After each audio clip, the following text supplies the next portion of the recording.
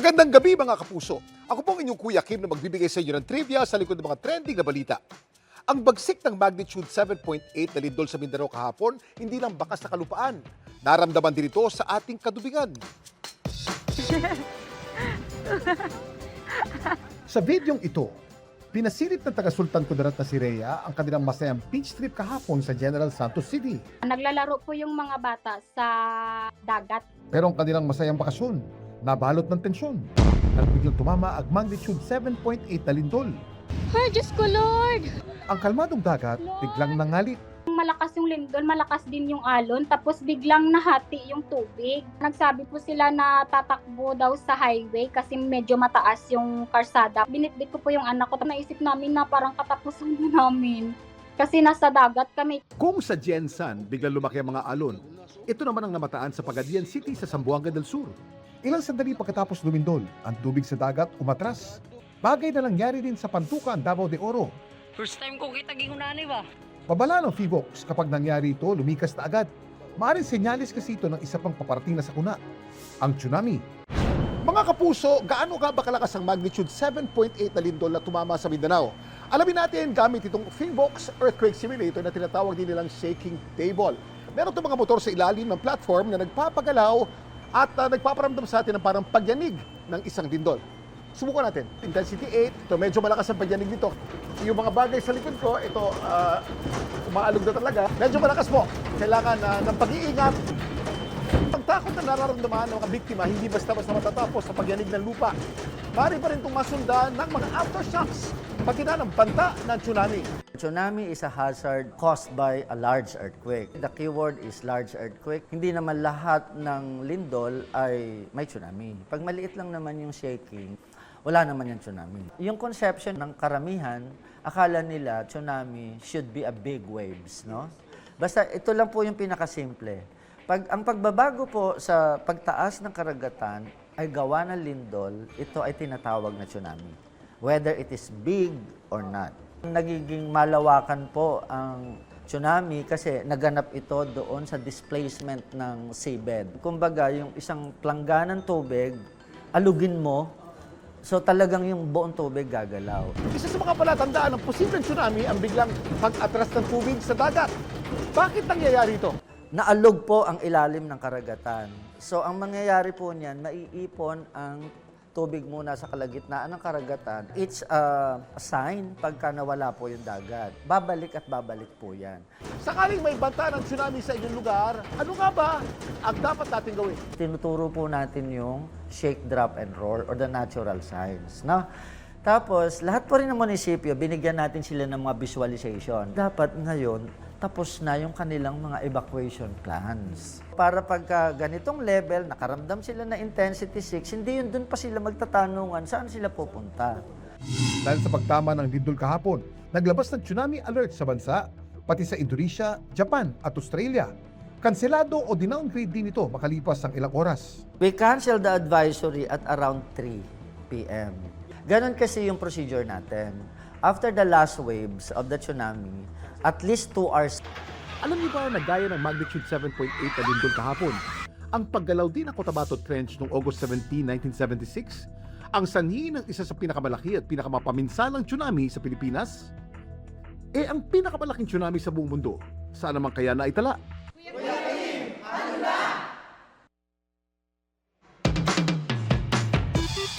Ang pinakamataas na tsunami na naitala sa kasaysayan ay ang Lituya Bay Tsunami sa Lituya Bay sa Alaska noong July 9, 1958. Ang alon nito umabot na humigit kumulang 524 meters ang taas. Nagsimula ito nang tumama ang isang magnitude 7.8 na lindol na nagdulot ng pagguho sa Lituya Bay. Bumagsak ang mga naglalaki ang bato sa tubig. At ang resulta nito ang napakalaking mga alon. 5 ang binawian ng buhay sa naturang trahedya. Samantala, para malaman ang trivia sa likod ng viral na balita, i-post o i-comment lang, #Kuya Kim, ano na? Laging tandaan, importante ang may alam. Ako po si Kuya Kim, masagot ko kayo, 24 oras. Magandang gabi mga kapuso. Ako po ang inyong Kuya Kim na magbibigay sa inyo ng trivia sa likod ng mga trending na balita. Naalarma ang isang grupo ng mga astronaut dahil sa air leak sa International Space Station. At sa kanilang pansamantalang pagtatago sa isang spacecraft, may namataan silang liwanag from up above na labis silang kinamangha.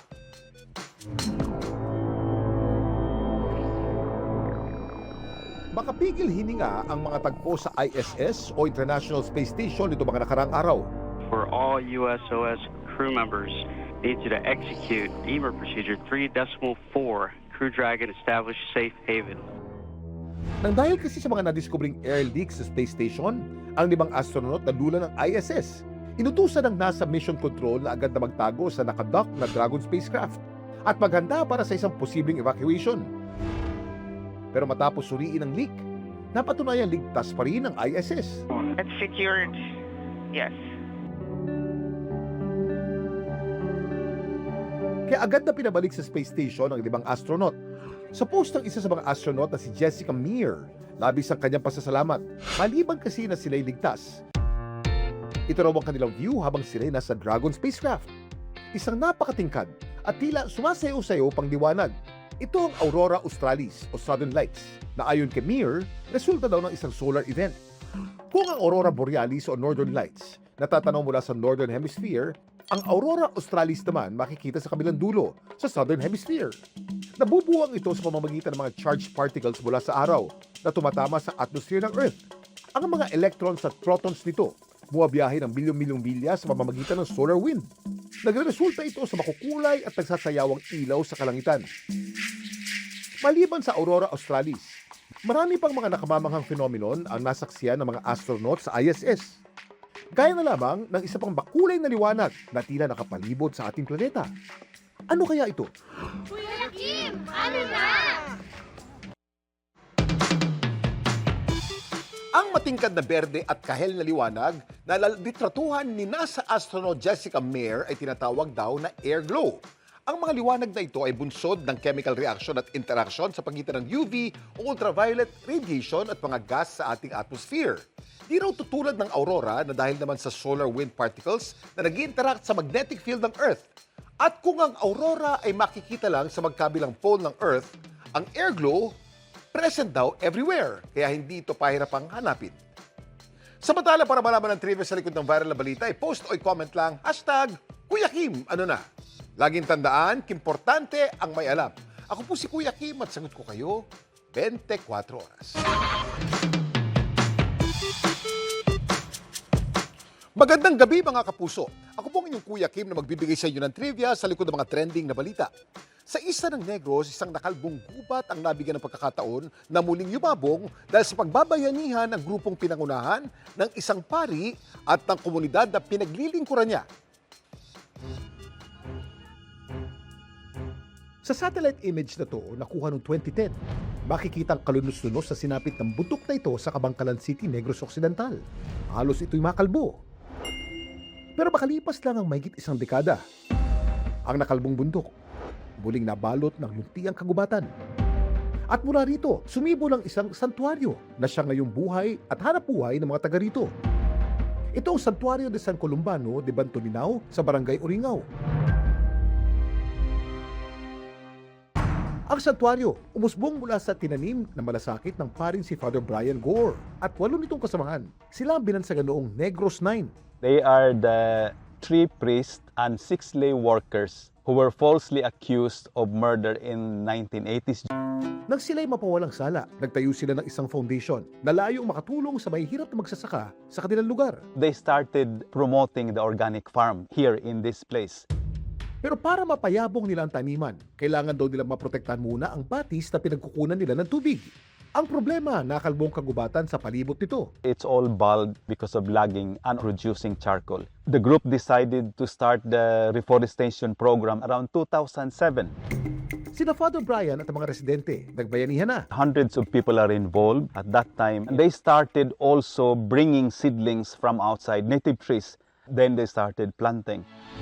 hanggang sa hindi nila namalayan. Makalipas ang mahigit isang dekada, hindi lang nila napalago ang organic farm at naprotektahan ng watershed, unti-unti na rin nilang naibalik ang dating luntiang kagubatan. It's unbelievable how like the project have flourished over the years, and we don't seem to see it growing, but it did. We are here now standing on the result of the efforts of hundreds of people in the different communities.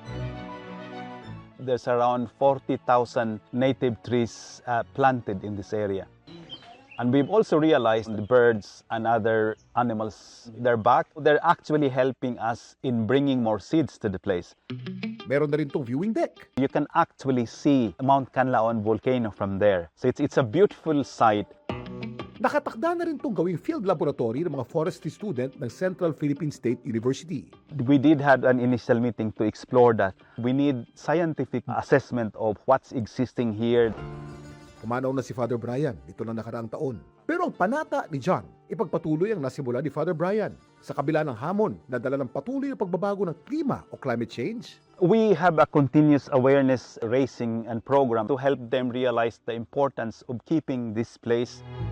We need the forest to be there to sustain it. And to help the people take care of the forest, we need good food to sustain the people to take care of the forest. It's like a cycle. ang kwento ng santuaryo sa Kabangkalan, patunay na kapag ang mga puno'y hindi pinuputol at hinahayaang lumago, malaki ang epekto at benepisyo sa ating mga tao. Lalo na ngayon may kinakarap tayong banta ng isang matinding tagtuyot. Kuya Kim, ano na? Dahil sa labis na init na nararanasan ngayon sa Pacific Ocean, nangangamba mga eksperto na baka mag-develop ito sa isang pambihira at mas matinding bersyon ng El Nino, ang Super El Nino. Ang Super El Nino ay maaaring magdulot ng mas malakas na pag-ulan at bagyo, matinding pagbaha, tagtuyot at heatwave. Ayon sa US National Oceanic and Atmospheric Administration, may 1 in 4 chances na mangyari ito sa taong ito. Hindi man ito agad na mapigilan o mapahinto ang Super El Nino, pero malaking tulong sa ating mga puno. Nakakatulong kasi ang mga ito sa napababain ng temperatura sa ating paligid. Nagsisilbi din sila mga physical windbreaks at nakakatulong para mapanatili ang soil moisture. Samantala, para malaman ang trivia sa likod ng viral na balita, post o comment lang, #Kuya Kim, ano na? Laging tandaan, importante ang may alam. Ako po si Kuya Kim at sagot ko kayo, 24 oras.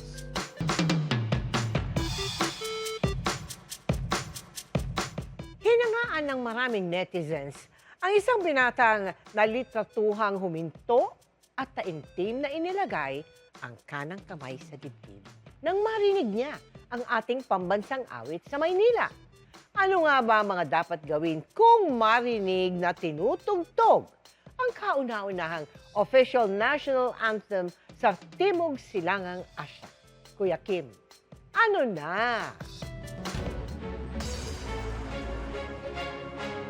Marami ang humanga sa binata sa viral photo na to na nalitratuhang huminto. Tumayo ng tuwid at nilagay ang kanang kamay sa dibdib nang kanya raw marinig na pinatugtog ang ating pambansang awit. Ang litrato, kuha ng empleyado ng pambansang museo na si Alvin sa kanilang flag raising ceremony nitong Lunes. During that morning, napansin ko yung estudyante. Sabi ko, nakakatuwa naman tong batang to na full attention siya. So, nung malapit nang matapos, binabas ko na yung phone ko and then biglang inopen ko and then snap kasi patapos na siya talaga. Pero hindi na raw nalaman ni Alvin ang pagkakakilanlan ng binata. Balak niya ngayon itong hanapin para bigyan ng gantimpala para sa pinamalas nitong nasyonalismo. Tinatry namin siyang hanapin. We're trying to give a small token from our cooperative. Ako personally na-inspire. But hindi ko na-expect na magva-viral siya. Let us continue to be proud being a Filipino in spite of everything that's happening in our country. Kuya Kim, ano na? Alam niyo ba na ang Pilipinas ang kauna-unahang bansa sa Timog Silangang Asya na nagkaroon ng sariling pambansang awit? Una itong tinugtog sa araw na to, 1898, nang pinroklama ang ating kalayaan sa Kawit, Cavite. Ang musika nagawa ng kompositor na si Julian Felipe. Wala pa noong liriko. Instrumental lamang ito na tinawag na Marcha Nacional Filipina. Noong 1899 naman, sinulat ni Jose Palma ang tulang Espanyol na pinamagatang Filipinas. Kalaunan inilapat ang tula sa musika ni Julian Felipe at ito ang naging unang liriko ng ating pambansang awit. Noong 1956 naman, sinalin ang pambansang awit sa wikang Pilipino. Ito ang bersyong ginagamit natin hanggang ngayon. Meron naman tayong batas sa Pilipinas na nagtatakda ng mga tuntunin tungkol sa ating mga pambansang simbolo. Kasama na rito ang ating pambansang awit. Ito ang Flag and Heraldic Code of the Philippines o Republic Act No. 8491. Ayon sa Republic Act 8491 o ito yung Flag and Heraldic Code of the Philippines, kapag pinatugtog na yung national anthem, kinakailangan na kantahin natin ito with fervor o yung may sigasig. Kinakailangan na tayo tumayo, tingnan natin yung Philippine flag o kung wala ito, tumingin tayo dun sa banda o conductor at ang isa sa mga pinaka-importante, ilagay natin ang ating kanang kamay sa ating kaliwang dibdib. Kaya tama yung ginawa nung estudyante dun sa nakita natin na picture. Sa pagbibigay galang sa ating pambansang awit, nabubuhay ang ating diwang makabayan. Laging tandaan, kimportante ang may alam. Ito po si Kuya Kim, bumabati sa inyo ng isang maligayang araw ng kalayaan.